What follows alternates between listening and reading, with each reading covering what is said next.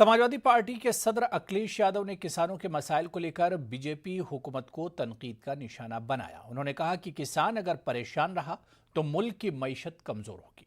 उन्होंने महंगाई, किसानों की खुदकुशी और अवामी मसाइल पर बरहमी जाहिर करते हुए कहा कि आने वाले इंतखाबात में बीजेपी का सफाया होगा। अखिलेश यादव इटावा में पार्टी वर्करों के साथ दिवाली त्योहार के हवाले से मुलाकात के बाद मीडिया से खिताब कर रहे थे। जहां हम दिवाली मना रहे हैं वहीं ये भी विचार करना पड़ेगा कि आज भी गरीबी के कारण भरपेट खाना नहीं खा पा रहा है और जिस उत्साह और खुशी के साथ त्यौहार मनाना चाहिए, गरीब आज महंगाई के कारण त्यौहार भी नहीं मना पा रहा है। और आज जब अखबार खोल के देखा होगा तो बागपत में एक किसान ने आत्महत्या कर ली क्योंकि कर्ज था उसके ऊपर। किसान संकट में जा रहा है और भारत का, देश का किसान अगर संकट में होगा तो हमारी अर्थव्यवस्था कहाँ होगी।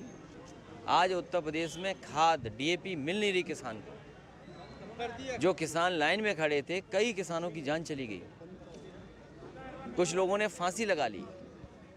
ये हमारा देश और देश का किसान कहाँ जा रहा है आखिरकार। सरकार की जो जिम्मेदारी थी, सरकार अपनी जिम्मेदारी नहीं निभा पा रही है और जिस तरीके से महंगाई बढ़ी है और जनता दुखी है, आने वाले समय में भारतीय जनता पार्टी का सफाया होगा।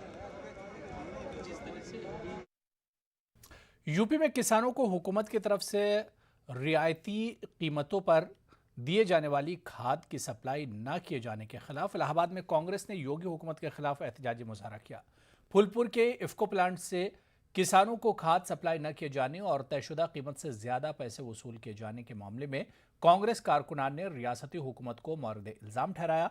कांग्रेस कारकुनान का इल्जाम था कि सरकारी कीमत पर किसानों को खाद मुहैया कराने में बड़े पैमाने पर धांधली की जा रही है। एहतजाजी धरने की क़यादत करने वाले यूपी कांग्रेस कमेटी के नायब सदर तस्लीमुद्दीन ने हुकूमत को आगाह किया कि अगर किसानों को फौरी तौर पर खाद से मुहैया नहीं कराई गई तो रियासत गिर पैमाने पर तहरीक शुरू की जाएगी। जिस फर्टिलाइजर को कांग्रेस पार्टी ने दिया था कि किसानों को उनको खाद मिलेगी, किसानों को यहाँ से पूरे यूपी में खाद जाती है, आज उस फर्टिलाइजर की हालत है कि किसान वहाँ हजारों की तादाद में रात से लेटा हुआ आज कई दिनों से और उसको खाद नहीं मिल रही है। ये किसान बता रहा है, किसान खुद बता रहा है स्वयं की इसमें खाद की कालाबाजारी की जा रही है। किसान भूख मर रहा है। जो किसान पूरे देश का अन्नदाता है, आज उस किसान के साथ सरकार बिल्कुल उसके साथ अन्याय हो रहा है। मैं तो ये कहूँगा ऐसा कभी नहीं हुआ। साधन सहकारी समितियों में पूरी गोदाम खाली है। किसानों की आलू की बुवाई है, गेहूं 14 नवंबर से बोया जाता है, किसान भर रहा है। पूरी तरीके से डीएपी, यूरिया नहीं है उत्तर प्रदेश सरकार के पास और जिस तरीके से किसान लाइनों में लगे हुए मौत हुई, माननीय प्रियंका गांधी जी वहां पर किसानों से मिलने बुंदेलखंड गई। निश्चित तौर पर उत्तर प्रदेश की सरकार डीएपी, यूरिया देने में विफल रही है। वहीं पर डीजल, पेट्रोल महंगाई से आम जनता, किसानों की कमर टूट गई है। सबसे बड़ी बात है कि डीजल का उपयोग देश का 70% हमारा अन्नदाता करता है। आज 100 के आसपास पहुंच गया है हमारा डीजल। यूपी में हवाई सफर को फरोग देने के लिए योगी हुकूमत ने इलाहाबाद से मजीद 2 शहरों के लिए नई उड़ानों की शुरुआत की है। इलाहाबाद के हवाई अड्डे से इंदौर और कानपुर के लिए नई हवाई परवाज़ों की शुरुआत की गई। शहरी हवाबाजी के रियासती वजीर ने इलाहाबाद के बमरौली हवाई अड्डे से नई परवाज़ों का इफ्तिताह किया। नई परवाज़ों से सफ़र करने वाले मुसाफिरों का शानदार खैर मकदम किया गया। इफ्तिताही तकरीब के मौके पर फूलपुर से रुकने पार्लियामेंट केसरी देवी पटेल भी मौजूद थी। नंदगोपाल गुप्ता का कहना था कि योगी हुकूमत इलाहाबाद से मजीद नई परवाज़ों के लिए मरकजी हुकूमत को जल्द ही अपनी सिफारिशात भेजेगी। सरकार में हमारे सरकार बनी 2017 में और इस प्रदेश की बागडोर एक कर्मयोगी मुख्यमंत्री योगी आदित्यनाथ जी के हाथों में आई। उस वक्त केवल 2 एयरपोर्ट संचालित थे, आज 9 एयरपोर्ट संचालित हो गए और जो हवाई यात्रा है, हवाई यात्री जो पैसेंजर हैं उसमें 3 गुने की वृद्धि हुई और उत्तर प्रदेश में केवल 24 जगह उड़ान थी, आज 75 जगह से ज़्यादा उड़ानें हो रही हैं। और हम 9वां अभी इंटरनेशनल एयरपोर्ट जो कुशीनगर एयरपोर्ट माननीय प्रधानमंत्री जी के कर कमलों से लोकार्पण हुआ, वहाँ से भी अभी नवंबर में 2 फ्लाइटें शुरू होने जा रही है और अभी श्रीलंका से पहली फ़्लाइट आई थी। तो जो माननीय प्रधानमंत्री जी की महत्वाकांक्षी योजना, माननीय मुख्यमंत्री जी के मार्गदर्शन और दिशा निर्देशन में हम सबको काम करने का मौका मिला है। प्रदेश लगातार हवाई यात्रा में, हवाई पैसेंजर में उन्नति और तरक्की की तरफ। देखिए, आज बहुत अच्छा लग रहा है। हम लोगों ने यात्रियों का स्वागत किया और सबसे बड़ा स्वागत हमारे देश के यशस्वी प्रधानमंत्री नरेंद्र मोदी जी की जो इच्छा थी कि हवाई चप्पल पहनने वाला व्यक्ति भी हवाई जहाज़ से उड़ेगा, आज वही सपना पूरा हो रहा है। और आगे भी हमारे कई शहरों के लिए फ्लाइटों की चर्चाएं हम लोग कर रहे हैं, उन्हें भी आगे बढ़ाया जाएगा। गाजियाबाद में लोकल फॉर वोकल की बात करें तो मशीन के पार्ट्स बनाने में गाजियाबाद आगे रहा है। शुगर मशीन के पार्ट से लेकर बड़ी बड़ी सनतों में काम आने वाली मशीनों समेत कोविड दौर में पीपी किट और मास्क बड़े पैमाने पर बनाए गए। हुकूमत ने भी गाजियाबाद में सनतों के फरोग के लिए लोन वगैरह दिए हैं और आज गाजियाबाद में सुई से लेकर हवाई जहाज के पार्ट्स तक बन रहे हैं। आत्मनिर्भर भारत के कदम बढ़ाने के लिए लोकल फॉर वोकल की बहुत आवश्यकता पड़ती है।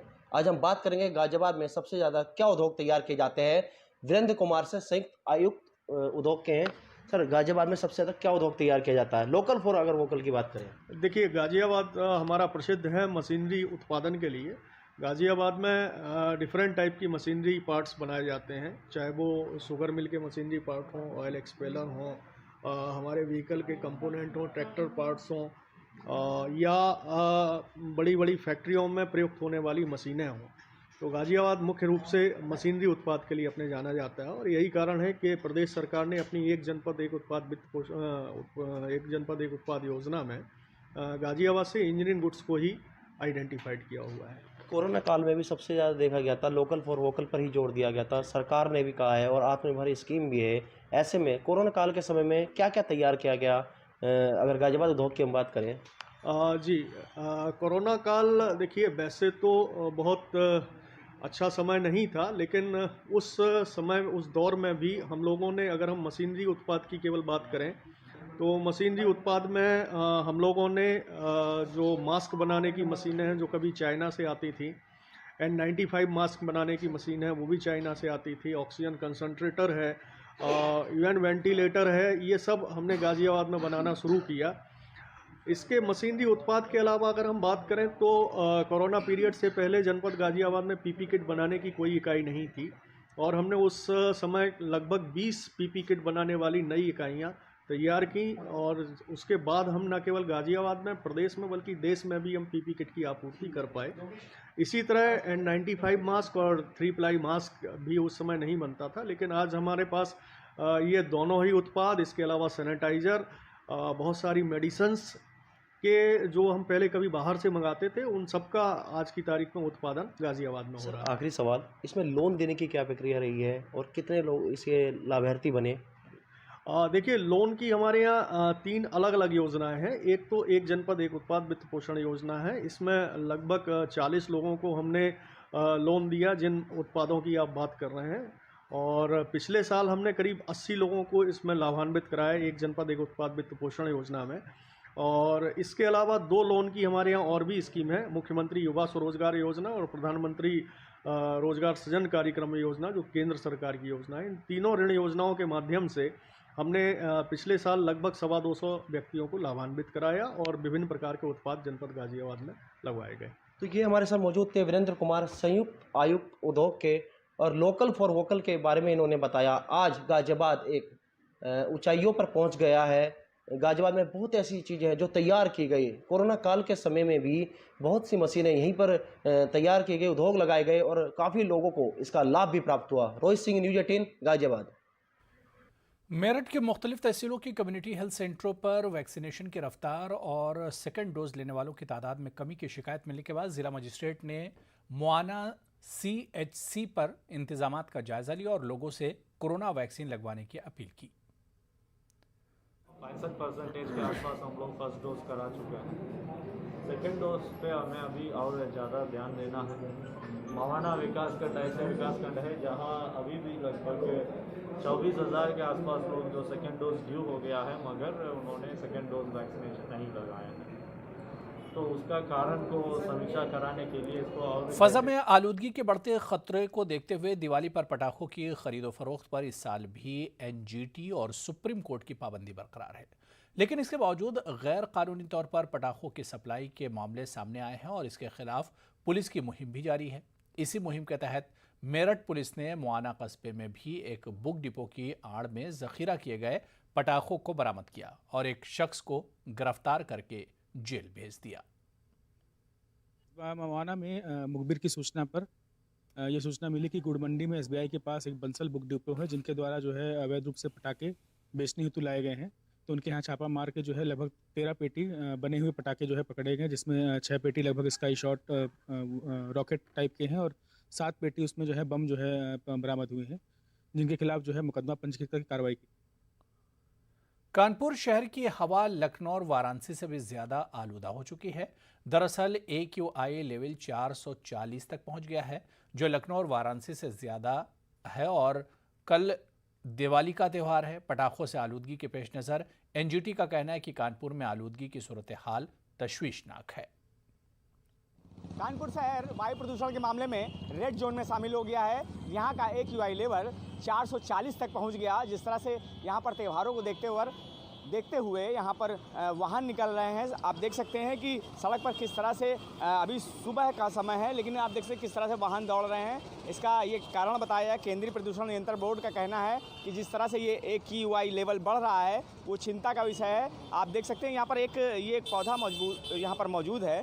देखिए किस तरह से इस पर परत जमी हुई है धूल की, तो इससे अंदाज़ा लगा सकते हैं कि किस तरह का AQI लेवल जिस तरह से बढ़ा है, प्रदूषण बढ़ा है, तो कहीं ना कहीं ये शहर के लिए एक चिंता का विषय है। जिस तरह से दिवाली का त्यौहार कल है, उस पर पटाखे भी जलाए जाएंगे, उसकी वजह से भी प्रदूषण और बढ़ सकता है। कानपुर से संदीप सविता, न्यूज़ 18 उर्दू।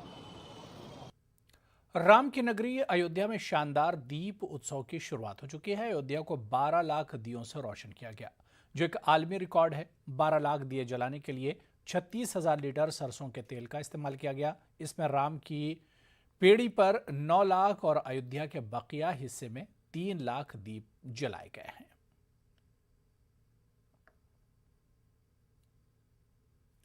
समाजवादी पार्टी के कौमी सदर अखिलेश यादव की हिदायत पर आज युवा जनसभा के जरिए किसानों की शहादत को याद करते हुए खिराज अकीदत प्रोग्राम अलीगढ़ में मुनक्किद किया गया, जिसमें युवा जनसभा के कौमी सदर मोहम्मद फहद ने बतौर मेहमान खुसूसी शिरकत की। इस मौके पर दियो से साइकिल और किसान लिखकर इन्हें याद किया गया। समाजवादी पार्टी युवा जनसभा के बैनर से यहाँ किसानों की याद में किसान लिख कर के दिए जला करके, दियों से किसान बना करके और साइकिल बना करके हम उनको श्रद्धांजलि देने का काम कर रहे हैं। हमारी मांग यही है कि योगी सरकार और मोदी सरकार ने किसानों के साथ जो छल फरेब किया है और जो 3 कानून जो किसानों को बदहाल करने के लिए लाए गए, उन किसानों को की जो मांग है, उन किसानों की मांगों को पूरा किया जाए। किसानों को 3 जो काले कानून हैं वो 3 काले कानून रद्द करके किसानों की जो मांग थी, उनकी जो आय दोगुनी करने का जो वादा था भारतीय जनता पार्टी का, उसको पूरा किया जाए, वरना यही किसान 2022 के चुनाव में योगी सरकार को खदेड़ने का काम। माहौलियाती आलूदगी के पेश नज़र दिल्ली और NCR में पटाखों पर लगी हुई पाबंदियों के सबब अब लोग अपने बच्चों की खुशी की खातिर काफ़ी दूर का सफ़र कर रहे हैं। दिल्ली से 100 किलोमीटर का सफ़र तय करके लोग अलीगढ़ पहुंच रहे हैं और यहां से पटाखे लेकर जा रहे हैं। सेल बहुत बढ़िया है। दिल्ली में पटाखे बैन होने की वजह से दिल्ली के कस्टमर काफ़ी आ रहे हैं यहाँ पे और हमें बड़ा उत्साह है और हमें डबल सेल करने को मिल रही है और दिल्ली के कस्टमर जैसी जो वैरायटी मांग रहे हैं हम वही वैरायटी उनको दे पा रहे हैं। ये हमारे लिए बहुत बढ़िया बात है कि दिल्ली पटाखे बैन है। हम चाहते हैं आगे दिल्ली भी खुले तो हर सब खुशी से मनाएं। हम दिल्ली से आए पटाखे खरीदने के लिए आए। बच्चे जिद कर रहे थे घर के कि पटाखे चाहिए, दिल्ली में बैन कर दिए हैं पटाखे, तो हम यहाँ पे ग्रीन पटाखे कुछ खरीदने के लिए आए। वहाँ तो बहुत महंगा पटाखे मिल रहे हैं, वहाँ तो मिल भी नहीं रहे हैं। चालान है, कोई अगर दुकान वाला रख लेता तो 20,000 का चालान है पटाखे रखने में, तो अब यहाँ पे लेने आए। अब आए और आने जाने का भाड़ा है, पेट्रोल बहुत महंगा है, डबल तो पड़ ही रहा है।